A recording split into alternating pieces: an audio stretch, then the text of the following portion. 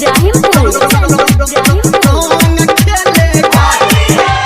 होली में हम आहा संगे रंग खेलेगा। भौजी होली में हम आहा संगे रंग खेलेगा। रंग खेलेगा हम रंग खेलेगा। रंग खेलेगा हम रंग खेलेगा। भौजी होली में हम आहा संग में रंग खेलेगा।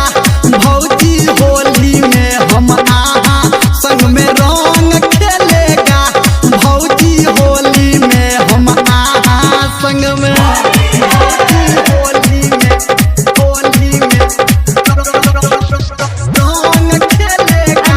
आप सुन रहे हैं धर्मेंद्र निर्मलिया भौजी होली में हम आहा संग में रंग। हाँ हाँ पहले साल झूठो के तू की थी भौजी न खहरा। इस बार भौजी आहा गया ठाम पकहारा। पहले साल झूठो के तू की थी भौजी न खहरा। इस बार भौजी आहा गया ठाम पकहारा। फागुन में फोड़ देगा जे बोलेगा। फागुन में फोड़ देगा जे बोलेगा। भौजी होली में हम आहा संगे रंग खेलेगा।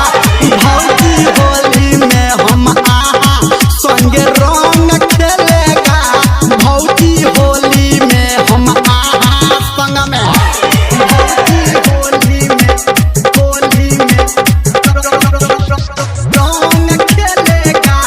माँ गायत्री रिकॉर्डिंग स्टूडियो कंचन भौजी होली में हम आहा संग में रंग। हाँ हाँ लाल हक्का पियर का सब लाए है पॉकेट में।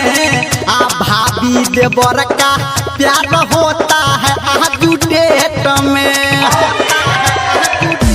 ये भौजी लाल हक्का पियर का सब लाए है पॉकेट में। आ भाभी देवर का प्यार होता है आजू डेट में। छोरा निर्मलिया नहीं बात पेलेगा। हो डीजे संजय गौतम नहीं बात खेलेगा। भौजी होली में हम आहा संगे रंग खेलेगा। भौजी होली में हम आहा संगे रंग खेलेगा। भौजी होली में हम आहा संगे थोड़ा लगा देते हैं भौजी।